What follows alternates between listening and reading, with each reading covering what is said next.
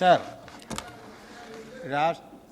രാഷ്ട്രപിതാവ് മഹാത്മജി പറഞ്ഞു, ഏതൊരു പദ്ധതി ആവിഷ്കരിക്കുമ്പോഴും അത് ഏറ്റവും പാവപ്പെട്ടവനെ എങ്ങനെ ബാധിക്കും എന്ന് മുന്നിൽ കണ്ടുകൊണ്ടായിരിക്കണം എന്ന്. സർ, എന്നാൽ ഇവിടെ ധനകാര്യമന്ത്രി അവതരിപ്പിച്ച ബജറ്റിലെ ധനകാര്യ മാനേജ്മെൻറ്റിൻ്റെ ബലിയാടാവുന്നത് ഏറ്റവും സാധാരണക്കാരാണ്, പാവപ്പെട്ടവരാണ്. അവർ ഏത് ആവശ്യത്തിന് വേണ്ടിയാണോ ഒരു സർക്കാരിനെ പുലർത്തിപ്പോകുന്നത്, ആ ആവശ്യങ്ങൾക്കൊന്നും ഇന്ന് പണമില്ല. ക്ഷേമ പെൻഷൻ, സപ്ലൈകോയിലെ ആവശ്യ വസ്തുക്കൾ, ആശുപത്രി സേവനങ്ങൾ തുടങ്ങിയവയൊക്കെ അവരുടെ ഇപ്പോഴും സർക്കാരിൽ നിന്ന് ലഭിക്കേണ്ട കുടിശ്ശിക ഇപ്പോഴും നിലനിൽക്കുകയാണ് സർ. 2022-23 ദേശീയ സർവേ പ്രകാരം ഗ്രാമങ്ങളിലും നഗരങ്ങളിലും ഏറ്റവും കൂടുതൽ അസമത്വം നിലനിൽക്കുന്ന സംസ്ഥാനം കേരളമാണ്. നബാർഡിൻ്റെ സർവേ പ്രകാരം ഇന്ത്യയിൽ സമ്പാദ്യമില്ലാത്ത കുടുംബങ്ങൾ ഏറ്റവും കൂടുതൽ കേരളത്തിലാണ്. ഒരു വിഭാഗം ജനങ്ങൾ പാവപ്പെട്ടവരായിക്കൊണ്ടേയിരിക്കുന്നു. സർ, CAGയുടെ കഴിഞ്ഞ വർഷം റിപ്പോർട്ടിൽ ഈ ബജറ്റിനെ കുറിച്ച് യാഥാർത്ഥ്യബോധമില്ലാത്ത ബജറ്റാണ് അവതരിപ്പിച്ചത്. കടം വാങ്ങുന്നതിൻ്റെ 98% കടം വീട്ടുന്നതിന് വേണ്ടിയാണ് ഉപയോഗിക്കുന്നത്, വികസന പ്രവർത്തനങ്ങൾക്ക് വേണ്ടിയല്ല എന്ന് വിമർശനം ഉന്നയിച്ചു. ഇതിൻ്റെ അടിസ്ഥാന കാരണം പൊതുവിഭവങ്ങളുടെ സമാഹരണവും അതിൻ്റെ വിന്യാസവും തമ്മിലുള്ള പൊരുത്തക്കേടാണ്. സർ, ഇന്നീ ഗവൺമെൻറ് ശമ്പളം, പെൻഷൻ, പലിശ എന്നിവ മാത്രമാണ് ഉറപ്പുവരുത്തുന്നത്. ഇത് മൊത്തം വരുമാനത്തിൻ്റെ 67.27% വരും.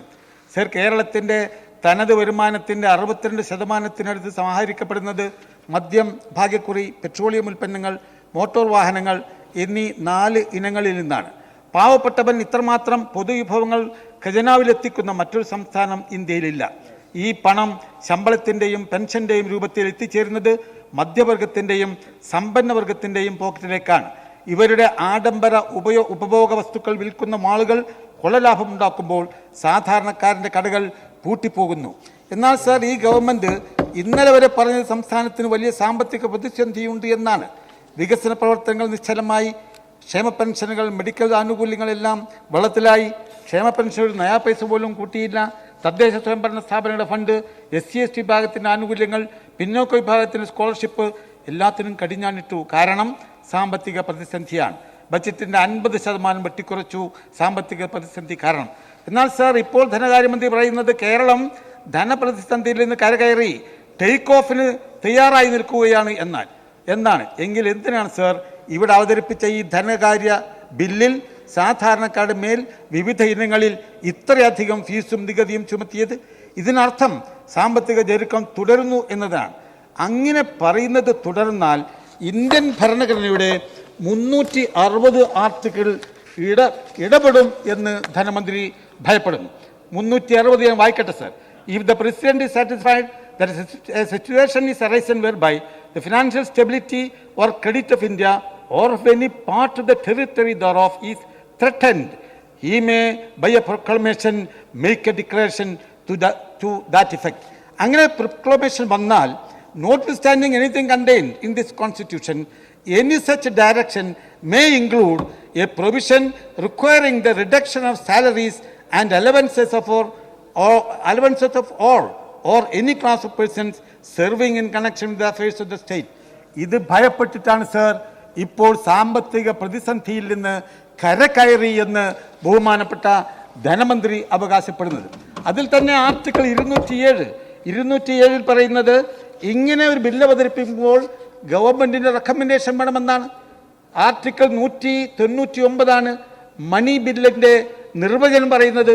അതിൽ 1 മുതൽ F വരെ പറയുന്ന കാര്യങ്ങൾ ബില്ലിൽ ഉണ്ടെങ്കിൽ അതിന് ഗവർണറുടെ മുൻകൂട്ടി റെക്കമെൻഡേഷൻ വേണം എന്നാണ് സർ പറയുന്നത്. ഇപ്പോൾ നമ്മുടെ ബഹുമാനപ്പെട്ട സെക്രട്ടറി ശ്രീ N. കൃഷ്ണകുമാർ അദ്ദേഹം ഒരു ബുള്ളറ്റിൻ നമ്പർ 616 അതിൽ പറയുന്നത് governor has made A necessary recommendation under article 207(1) of the Constitution of India in respect of the above bill എന്നാണ്. സർ, ഇത് ഇറങ്ങിയത് മാർച്ച് മാസം 12-ാം തീയതിയാണ്. അതായത് 2025 മാർച്ച് 12-ന്. അന്ന് ഗവർണറുടെ റെക്കമെൻഡേഷൻ കിട്ടിയിട്ടുണ്ടോ എന്ന് പരിശോധിക്കണം. എന്തുകൊണ്ടാണ് ഈ ബില്ലിൽ, ഈ ബുള്ളറ്റിനിൽ അതിൻ്റെ ഡേറ്റ് രേഖപ്പെടുത്താത്തത് എന്നും പരിശോധിക്കേണ്ടതാണ് സർ. ഇവിടെ നമ്മൾ കാണുന്നത് ഇങ്ങനെയൊക്കെ ആണെങ്കിലും ഇവിടെ എല്ലാ കാര്യങ്ങൾക്കും ഇവിടെ നികുതി വർദ്ധിപ്പിച്ചു. ഞാൻ സൂചിപ്പിക്കുന്ന ഈ ബില്ലിൻ്റെ 1 മുതൽ 31 വരെ പേജുകളിൽ കോടതിയിൽ എത്തുന്നവരുടെ മേൽ ചുമത്തുന്ന അധിക ഫീസും മറ്റുമാണ് സാർ ഇവിടെ ചൂണ്ടിക്കാട്ടി ഇവിടെ നിർദ്ദേശിച്ചിട്ടുള്ളത്. ഞാനതിൽ ഓരോന്നായി പറയുന്നില്ല, കാരണം ഒരു സബ്മിഷൻ മുഖാന്തരം ഞാൻ മുമ്പ് അവതരിപ്പിച്ചിരുന്നു. പക്ഷേ ഒരു 100 ഇരട്ടി വർദ്ധിപ്പിക്കുന്നത് മനസ്സിലാക്കാം സാർ. പക്ഷേ ഇത് 200, 300 ഇരട്ടി വർദ്ധിപ്പിക്കുന്നു. അത് ആർട്ടിക്കിൾ 39A ലംഘനമാണ് സാർ. ഇന്ത്യൻ ഭരണഘടനയുടെ ആർട്ടിക്കിൾ 39 വളരെ വ്യക്തമായി പറയുന്നു. അതായത് the state shall secure that the operation of the legal system promotes justice on a basis of equal opportunity and shall in particular provide free legal aid by suitable legislation or schemes or any other way to ensure the opportunities for securing justice are not denied to any citizen by reason of economic or other disabilities. ഇതെന്താണ് sir ചെയ്യുന്നത്?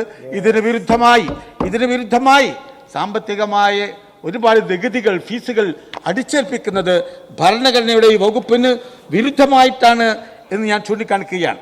അതോടൊപ്പം sir ഇവിടെ ഭൂനികുതി കുത്തനെ കൂട്ടി, വാഹന നികുതി കൂട്ടി, അതുപോലെ തന്നെ വിൽപ്പന നികുതി, ഒരുപാട് നികുതികൾ കൂട്ടി. എന്നിട്ടും ധനമന്ത്രി ഇപ്പോൾ പറഞ്ഞത് വളരെ ചുരുങ്ങിയ തോതിലാണ് എന്നാണ്. അതുകൊണ്ട് സർ ഈ ബില്ലിലെ നികുതി നിർദ്ദേശങ്ങളെ ഞാൻ എതിർക്കുകയാണ്. അത് അവസാനിപ്പിക്കുന്നതിന് മുമ്പ് സർ, കഴിഞ്ഞ ആഴ്ച ബഹുമാനപ്പെട്ട കായിക മന്ത്രി, എൻ്റെ പ്രിയപ്പെട്ട സഹപ്രവർത്തകൻ നജീബ് കാന്തപുരം ഇവിടെ പറഞ്ഞു, കായിക വകുപ്പിൻ്റെ കീഴിൽ ഓരോ പഞ്ചായത്തിനും ഒരു കളിക്കളം ഉണ്ടാക്കുമെന്ന് പറഞ്ഞിട്ട് അത് വാഗ്ദാനം മാത്രമായി നടപ്പിലായിട്ടില്ല. അതിന് മറുപടി പറയുന്നതിന് പകരം അദ്ദേഹം പറഞ്ഞത് നിങ്ങളുടെ കൂടെ ക്രിമിനൽ കേസുകളിലെ പ്രതികൾ ഈ ലീഗുകാരാണ് എന്നാണ് ആക്ഷേപിച്ചത്. സർ, ഞാൻ ചോദിക്കട്ടെ, എന്താണ് മന്ത്രി, എന്തിൻ്റെ അടിസ്ഥാനത്തിലാണ് സാർ സാർ പറഞ്ഞത്? ഞാനിവിടെ മാർക്സിസ്റ്റ് പ്രതികളുടെ കണക്ക് പറയുന്നില്ല, ഒരുപാട് കണക്കുകളുണ്ട്, ഞാനതിലേക്ക് പ്രവേശിക്കുന്നില്ല. ഓർക്കുന്നത് നല്ലതാണ്.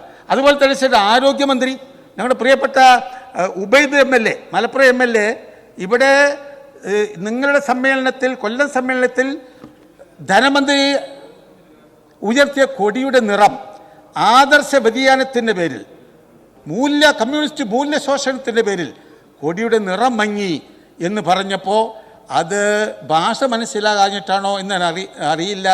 ആരോഗ്യമന്ത്രി അദ്ദേഹത്തിന് നേരെ വിമർശനവുമായി മുമ്പോട്ട് വന്നു, ലീഗിനെ വിമർശിച്ചു, ബാബരി മസ്ജിദിൻ്റെ പേരൊക്കെ പറഞ്ഞുകൊണ്ടാണ് വിമർശിച്ചത്. സർ, ഞാൻ ചോദിക്കട്ടെ, ഈ ചെങ്കൊടി ഇന്ന് കമ്മ്യൂണിസ്റ്റ് അത് ഉത്ഭവിച്ച രാജ്യത്തില്ല, അത് മോസ്കോയിലില്ല, അത് വിയറ്റ്നാമിലില്ല. കോട്ടെ സർ, പടിഞ്ഞാറൻ ബംഗാളിൽ തുടർ ഭരണം 35 കൊല്ലം, 3.5 പതിറ്റാണ്ട് തുടർച്ചയായി നടത്തിയപ്പോൾ അന്ന് കഴിഞ്ഞ തെരഞ്ഞെടുപ്പിൽ ഒരു CPM MLA പോലും ജയിച്ചില്ല സാർ. ഒരു CPM MLAക്ക് പോലും കെട്ടിവെച്ചത് ലഭിച്ചില്ല സാർ. അതുകൊണ്ട് തുടർ ഭരണം സ്വപ്നം കാണുന്ന ഇവിടുത്തെ എല്ലാ അംഗങ്ങളും, ആരോഗ്യമന്ത്രിയും ധനമന്ത്രിയും അത് മനസ്സിൽ വെക്കുന്നത്, കാണുന്നത് നല്ലതാണ് എന്ന് ഓർമ്മിപ്പിച്ചുകൊണ്ട് ഞാൻ ഈ നികുതി നിർദ്ദേശങ്ങളെ എതിർക്കുന്നു സാർ.